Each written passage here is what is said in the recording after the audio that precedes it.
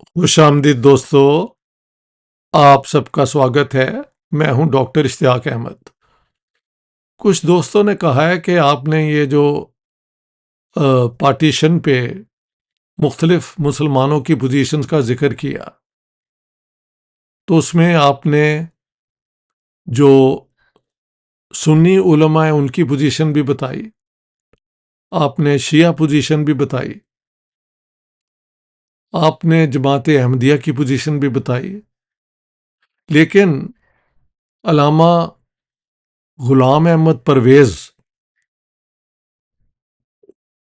کا ذکر نہیں کیا۔ حالانکہ غلام احمد پرویز جو ہیں وہ اقبال کے کہنے، علامہ اقبال نے ان کی ملاقات جناح صاحب سے کروائی اور اس کے بعد انہوں نے پاکستان کی سپورٹ میں بہت آرٹیکلز لکھے، تو وہ مسنگ ہے آپ کی پریزنٹیشن میں۔ بات یہ ہے کہ یہ آپ دیکھ لیں کتاب،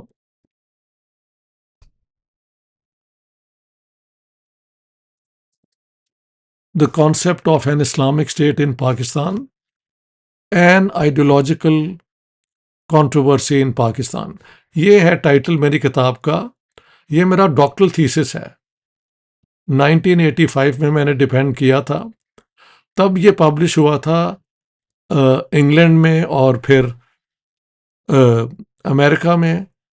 پھر یہ وین گارڈ بکس جو ہیں نجم سیٹھی، انہوں نے پبلش کیا 91 میں۔ اب دوبارہ انہوں نے اسے نئے جیکٹ کے ساتھ، یہ نیا پرنٹ اور بڑی اچھی یہ پبلیکیشن کی ہے۔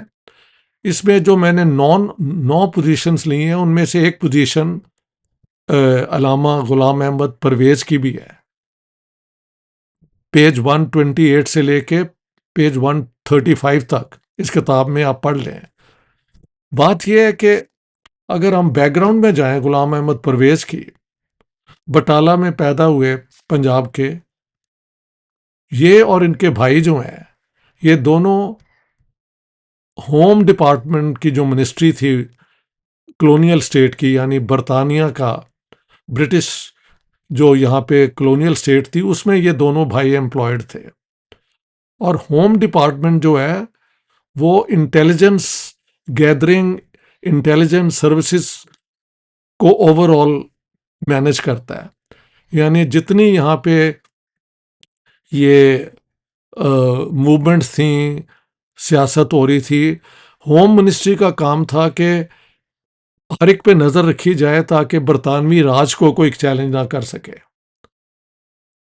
تو Ghulam Ahmad Parwez was a government employee. I think he started as a جو آرڈنری لیول ہوتا ہے، پھر انہوں نے ایم اے بھی کیا جا کے۔ ذہین آدمی تھے، پڑھے لکھے آدمی تھے، اس میں کوئی شک نہیں، لیکن گورنمنٹ سرونٹ کو حق نہیں ہوتا کہ وہ جا کے سیاست میں اوپنلی حصہ لے سکے۔ لیکن جب 1940 میں مسلم لیگ نے پاکستان بنانے کا موومنٹ شروع کی اور دیکھا کہ جمعیت علماء ہند یعنی دیوبند کے مولانا حسین احمد مدنی جو اس کے پریزیڈنٹ تھے، وہ اس کے خلاف تھے، وہ کانگریس کے ساتھ تھے۔ مولانا مودودی جو ہیں وہ ابھی اس لیول کے گریٹ اسکالر نہیں تھے، لیکن بائی دیٹ ٹائم ان کا بھی نام تھا کہ وہ اسلام کے بڑے اسکالر ہیں۔ وہ بھی پاکستان کے خلاف تھے۔ جناح صاحب نے بڑی کامیابی کے ساتھ پنجاب، سندھ اور فرنٹیئر کے اندر جو بریلوی ہیں، بریلویوں کا اور دیوبندیوں کا اٹ کتے دا ویر والی بات ہے، اہل حدیث کو تو آپ چھوڑ ہی دیں۔ تو یہاں پہ انہوں نے، جناح صاحب نے، بریلوی علماء جو تھے اور جو گدی نشین ہے، یہ پنجاب کی، سندھ کی جو پیر ہیں، ان کی گدی نشین، ان سب کو ایک زمانے میں انگریزوں نے پراپ اپ کیا تھا۔ یہ first world war, second world war میں برطانوی فوج کی بھرتی بھی کرواتے رہے ہیں یہ سارے۔ ہاں جی۔ تو Ghulam Ahmad Parwez, first of all, یہ ان کا اپنا کلیم ہے کہ مجھے علامہ اقبال نے کہا اور میں پھر جناح صاحب سے ملا اور جناح صاحب نے کہا کہ ٹھیک ہے، آپ پاکستان کے لیے کام کریں. تو انہوں نے کہتے ہیں کہ میں نے آرٹیکلس لکھے، لیکن کوئی فوٹو اگر ان کی مل جائے جناح صاحب کے ساتھ تو اس سے تصدیق ہو جاتی ہے. تو یہ ان کا کلیم ہے، ہو سکتا ہے سچ ہو، کیونکہ he was a government employee, اور وہ بھی ہوم ڈپارٹمنٹ، جس کا کام ہی برطانوی راج کو ہندوستان میں قائم رکھنے کے لیے ہر ایک پہ نظر رکھنی ہے. یہ آپ چیک کر لیں، میں نے گوگل میں بھی چیک کیا، غلام احمد پرویز، تو وہاں پہ ایڈمٹ ہوا ہے کہ he was in the home department. ان کے بھائی بھی تھے ایک، وہ بھی ہوم ڈپارٹمنٹ میں تھے، اور یہ جو رپورٹس لکھتے تھے اسی بنیاد پہ پھر برٹش گورنمنٹ پالیسیز بناتی تھی اس پورے علاقے میں برطانوی راج کے خلاف کوئی موومنٹ شروع نہ ہو.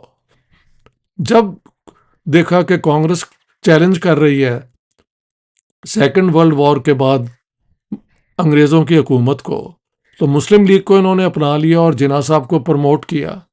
تو ہو سکتا ہے پھر جناح صاحب کو ضرورت تھی اس قسم کے لوگوں کی، اور غلام احمد پرویز نے کسی حوالے سے کچھ اخباروں میں ادھر ادھر آرٹیکلس لکھے ہوں گے.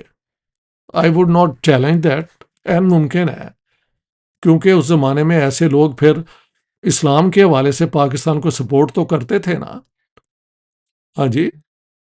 اور تو کچھ دیوبندی ساتھ بھی آ گئے تھے، شبیر احمد عثمانی اور کچھ اور ایسے لوگ آلریڈی مسلم لیگ میں تھے کٹ کے دیوبند سے. مگر مین سٹے پنجاب میں، سندھ میں، فرنٹیئر میں ان کی یہ جو ہے نا بریلوی شاخ کا سنی اسلام، اور جتنے پیر فقیر اور ان کی گدی ہیں ان کو ود 1 or 2 ایکسیپشنس ان کو ساتھ لے کے انہوں نے کیا، پلس اس قسم کے انٹلیکچوئلس غلام احمد پرویز کے. تو یہ ہے غلام احمد پرویز کا اپنا کلیم کہ علامہ اقبال نے مجھے جناح صاحب کو انٹروڈیوس کروایا اور پھر میں نے پاکستان کے لیے یعنی آرٹیکلز لکھے. So I would not challenge that, لیکن اتنا پکا ہے کہ پاکستان بننے کے بعد بھی ہی remained in the home department, home ministry کا حصہ رہے، اور ریٹائر بھی وہاں پہ ہوئے. ہاں جی. اب ان کا جو کام ہے اس کتاب میں نے 9 پوزیشنز لی ہیں کہ پاکستان کیوں بنا، کس لیے بنا، کیسے بنا، اسلام کا پاکستان کا کیا رشتہ ہے. تو غلام احمد پرویز جو ہیں وہ اس زمانے میں جس طرح مودودی نے پرائیویٹ اونرشپ آف پراپرٹی کے حق میں پوزیشن لی، یہ کہا کہ اسلام میں لینڈ ریفارم کی، لینڈ کی لمٹ کوئی ہے نہیں، تو غلام احمد پرویز نے کہا کہ نہیں، اسلام میں لینڈ بلانگس ٹو گاڈ، زمین جو ہے اس کا مالک خدا ہے، اس لیے پرائیویٹ اونرشپ کی بجائے یہ ڈسٹریبیوٹ ہو سکتا ہے آن این ایگیلیٹیرین بیسس. تو ایک طرح کی اسلامک سوشلزم کا سوچ غلام احمد پرویز لے کے آتے ہیں without calling it Islamic socialism. وہ کہتے ہیں قرآن کی اسپرٹ کے اندر ہی یہ ہے کہ مولوی جو ہیں، علماء جو ہیں، وہ مذہب کو انہوں نے مذہب بنا دیا، یعنی یہ جو ریچولز ہوتے ہیں، نماز پڑھنا، یہ کرنا، روزہ رکھنا، لیکن اسلام ایک دین ہے، مکمل ایک کوڈ آف لائف ہے. یہ Maududi is also seeing the same. فرق یہ ہے کہ مودودی ایک کنزرویٹو پرو پراپرٹی پوزیشن لیتے ہیں، غلام احمد پرویز کہتے ہیں کہ پراپرٹی کی ڈسٹریبیوشن انصاف کے طور پہ پبلک میں ہونی چاہیے. He is not against private property. وہ کہتے ہیں کہ کمیونزم جو ہے اس میں وہ جو ہے پارٹی لے لیتی ہے ساری پراپرٹی، لیکن اسلام میں پراپرٹی کی ری ڈسٹریبیوشن ہونی چاہیے انصاف کی بنیاد پہ، اور ایک طرح کی مطلب ایک ایگیلیٹیرین سوسائٹی کا آئیڈیا انہوں نے دیا. باقی مودودی والی آرگیومنٹ یہ ہے کہ یہ ایک اسلامک اسٹیٹ ہے، اور اسلامک اسٹیٹ میں صرف مسلمان ہی اسٹیٹ کا حصہ پالیسی میکنگ میں ہو سکتے ہیں. یہی مودودی کی پوزیشن ہے. یہ بھی کہا کہ اسلام میں دین کسی پہ زور نہیں دیتا، لہٰذا غیر مسلم جو ہیں ان کو ریلیجس فریڈم ہوگی، یہ ہوگا، وہ ہوگا، یہ باتیں بھی کی ہیں. اور لیکن ساتھ ساتھ مودودی کی طرح کہا ہے کہ قرآن کے اندر جو ایکسپلسٹ نص ورسز ہیں، سزائیں جو دی، حدود اور یہ اور وہ، اس پہ تو عمل ہوگا. تو حدیث کو علامہ صاحب نے بالکل منکر حدیث سے نہیں ہے، لیکن کہا ہے کہ بیشتر حدیث کا لٹریچر ان ریلائبل ہے.